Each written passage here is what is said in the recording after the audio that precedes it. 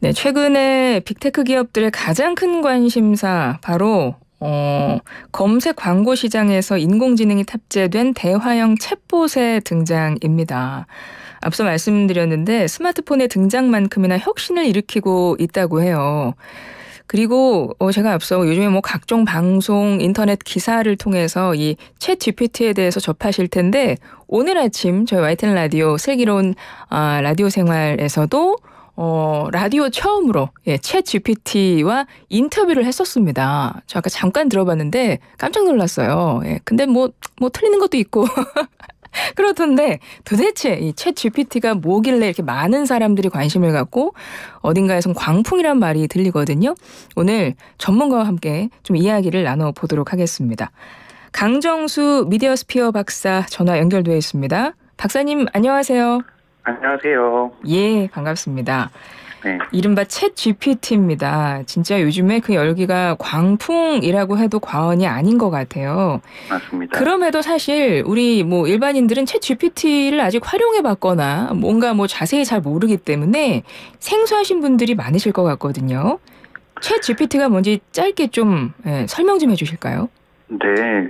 우선은 지금 한 1억 명 정도 넘게 전 세계적으로 사용을 하고 있고 어렵지 않기 때문에 사실은 당장 우선은 챗GPT 검색하셔서 다들 한번 가입해보고 직접 써보는 게 제일 좋을 것 같고요. 그래야 챗GPT가 무엇인지 쉽게 느끼실 수 있는데요. 예. 챗GPT의 뜻의 비밀은 그 약자인 GPT, 그 GPT에 있어요. J는 간단한 겁니다. 생성, 제네러티브라고 해서 텍스트에서 텍스트를 만들어내고 또는 텍스트에서 이미지를 만들어내고 텍스트에서 음악이나 동영상을 만들어내는 걸 뜻하고요.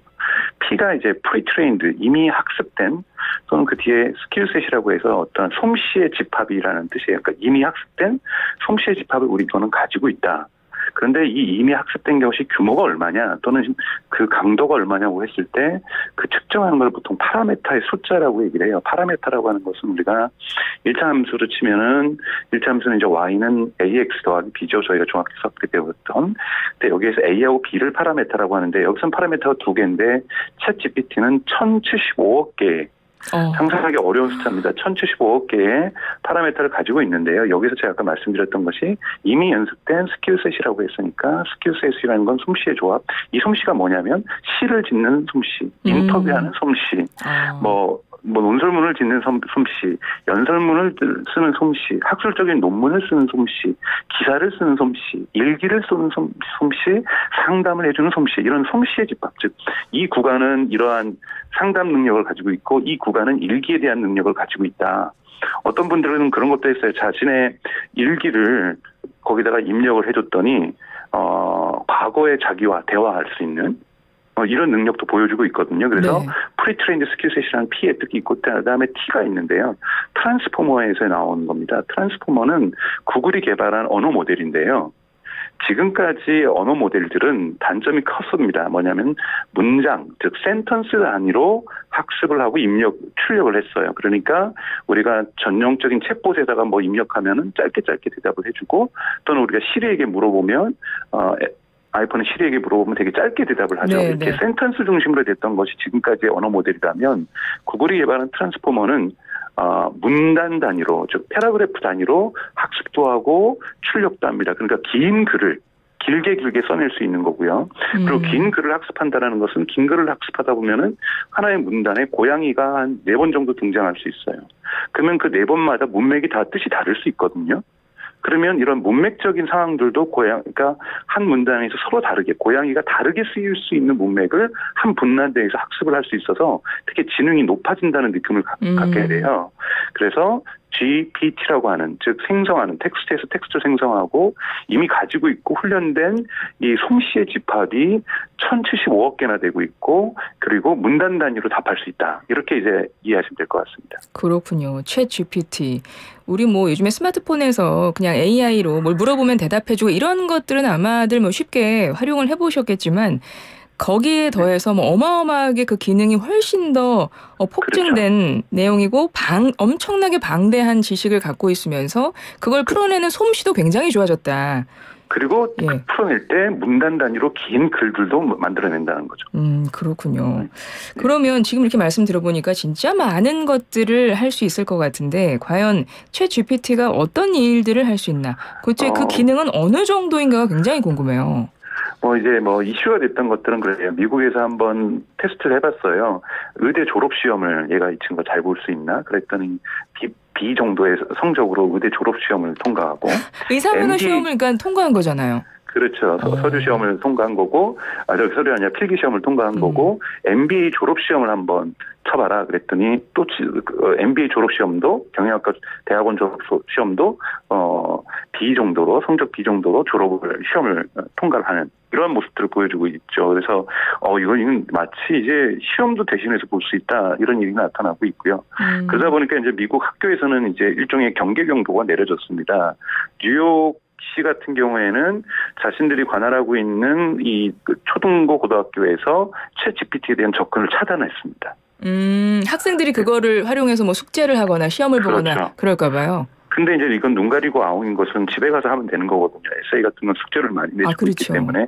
근데 뉴욕시티 같은 경우는 차단했지만 다른 데 같은 경우에는 또 개방한 곳도 있고 어느 대학교에서는 챗 GPT로 숙제를 내면은 미국 같은 경우는 에세이로 숙제를 내는 경우가 대단히 많습니다. 그래서 에세이로 숙제를 내면 어떤 데서는 빵점 처리를 하지만 어떤 대학교 같은 경우는 그걸 이렇게 수용하고 있거든요. 그래서 미국에 있는 교육계라든지 유럽도 마찬가지고 독일의 교육부 장관 같은 경우는 3주 전에 국회 연설을 통해 가지고 교육의 패러다임이 근본적으로 변하고 있기 때문에 챗 GPT 때문에 이를 어떻게 활용할 것인가에 대한 정부 차원에서 위원회를 만들겠다고 얘기를 했어요. 이것처럼 유럽이나 미국이나 각국 정부나 또는 학교가 대단히 큰 혼란에 빠져 있습니다. 이 챗 GPT를 어떻게 활용할 것인가 아니면 금지시킬 것인가. 그렇군요. 네. 그런 문제도 지금부터 논의가 시작된 것 같고 또 한편에서는 챗 GPT가 의사 면허도 따고 변호사 면허도 따고 그러면은 그 이제 일자리 관련해서도 약간 위협받는다 이런 느낌도 살짝 있는 것 같은데요.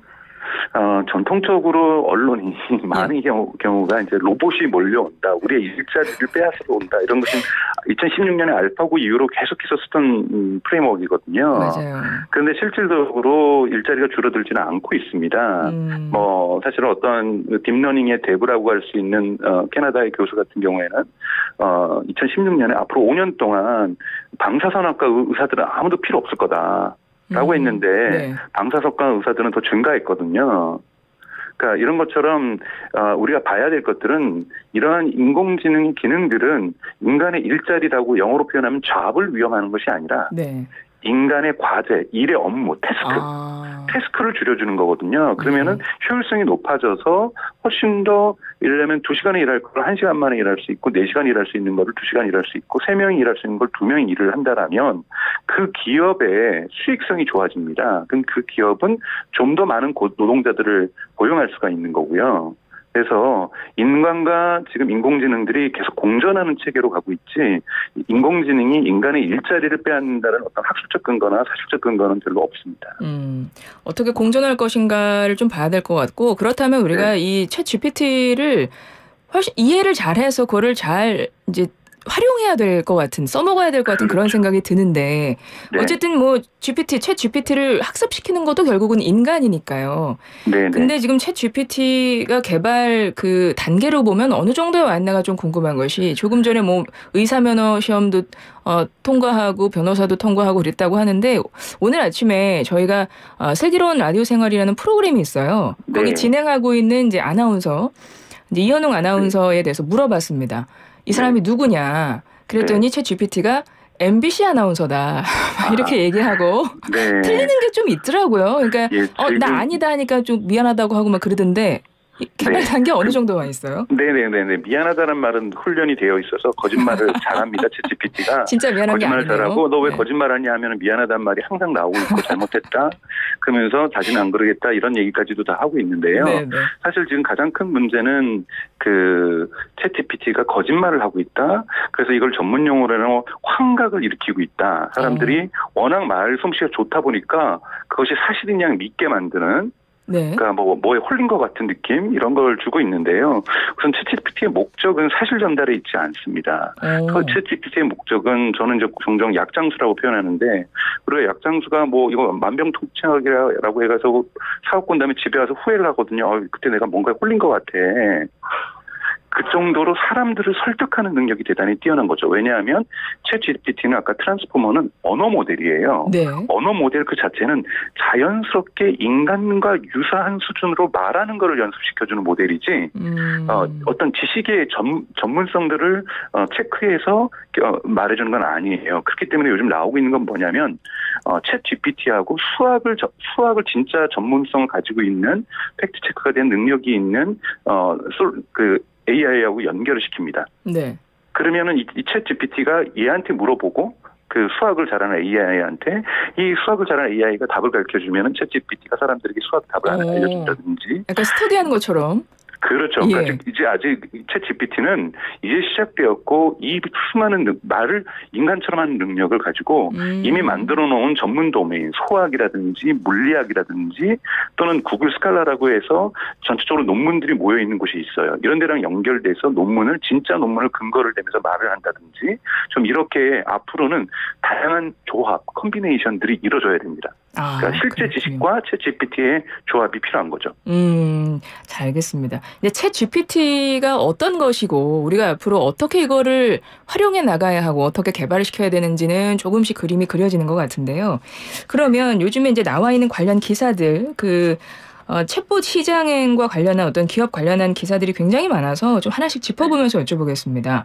네. 미국 스타트업 AI가 개발한 인공지능 챗봇 챗GPT가 월 사용자 1억 명 돌파했다고 하는데 이게 공개된 지 2달 만에 세운 기록이라고 하더라고요. 이거 속도가 엄청난 거 아닙니까? 네, 기록적이죠. 그러니까 지금 그냥 표현하면 기네스북에 오를 일이죠. 예. 왜냐하면 가장 많이 빠르게 이제 현재까지 기록을 갖고 있었던 것은 틱톡입니다. 틱톡이 네. 1억 명을 모으는데 2달 반, 4.5개월이 걸렸었고요.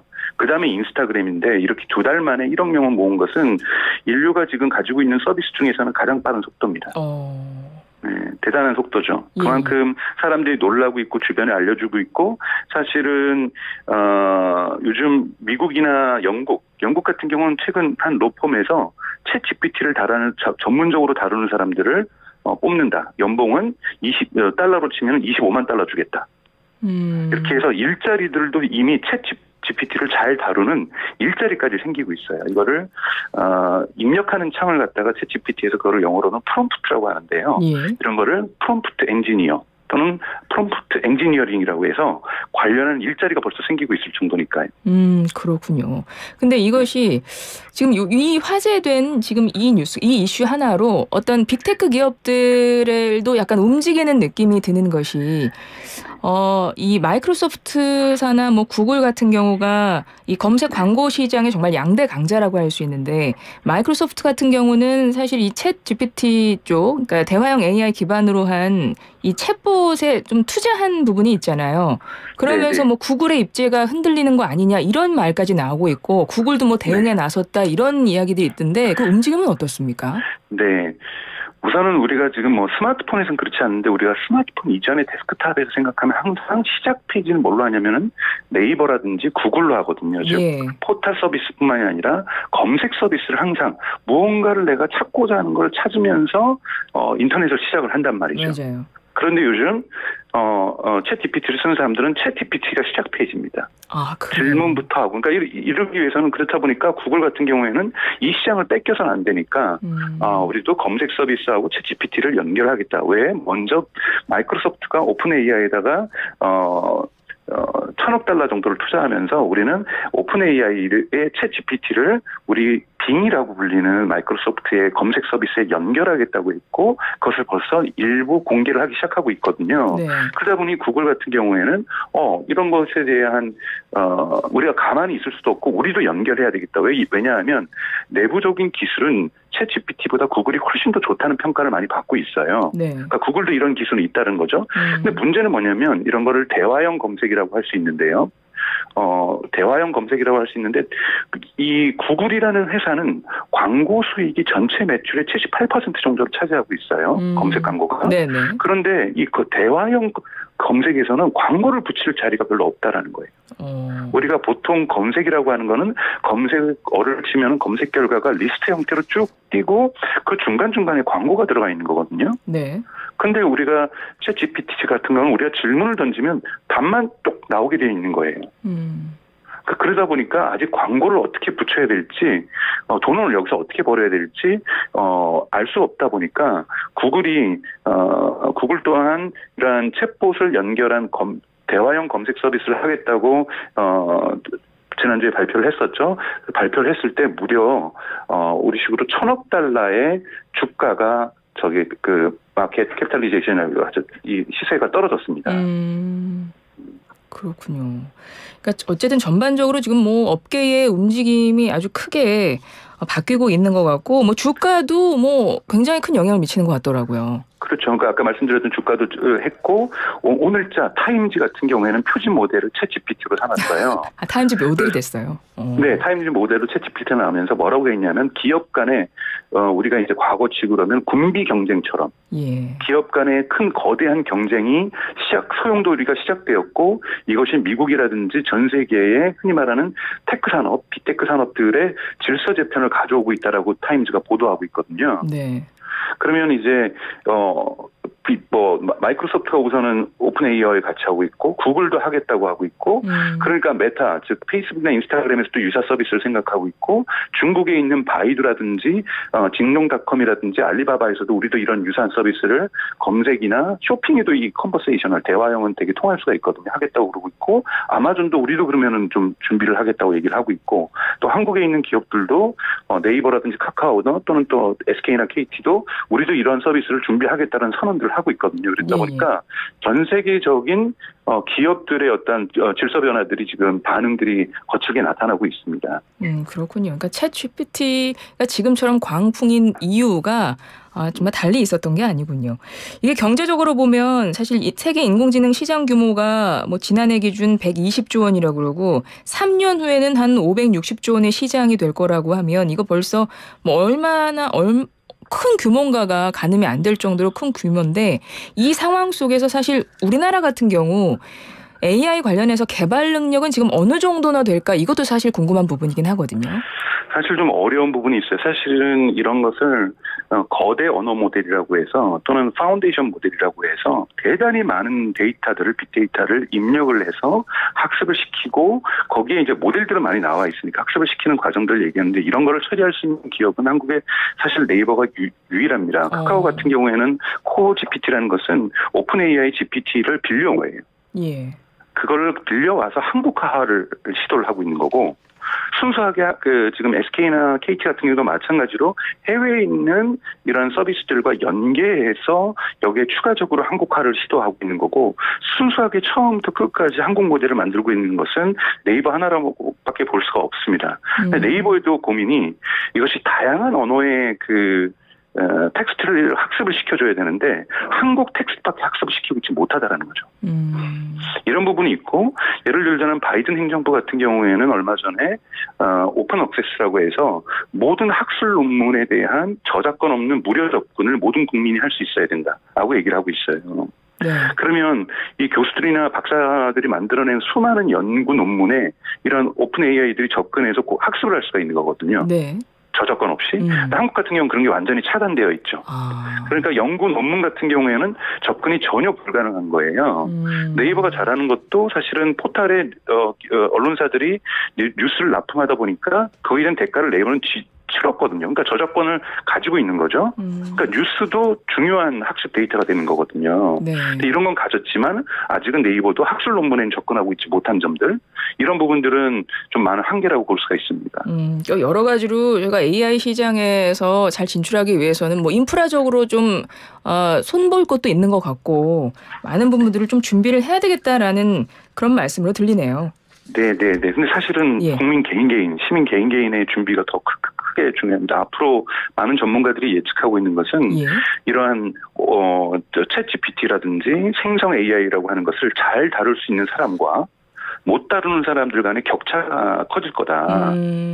이런 걸 잘 다뤄야 취업도 할 수 있고 직장에서 과거 이제 엑셀을 잘 다뤄야 직장에서 뭐 일을 잘할 수 있다고 얘기하는 것처럼 챗 GPT라든지 이런 걸 잘 다룰 수 있어야 직장 생활하기 편할 거다라고 이야기할 정도로 이거를 잘 다루는 사람과 안 다루는 사람에 대한 격차들도 커질 거기 때문에 이것을 어떻게 교육할 것인가, 그리고 교육 현장에서 초중고고등학교에서 이것에 대한 교육 프로그램들을 어떻게 만들어 나갈 것인가, 한국도 이것을 이 교육제 내용의 어떤 변화에 이것을 가져갈 것인가, 이런 여러 가지 이슈들이 존재하고 있습니다. 그렇겠네요. 예, 잘 알겠습니다. 오늘 말씀 여기까지 듣겠습니다. 고맙습니다. 고맙습니다. 예, 강정수 미디어스피어 박사와 함께했습니다.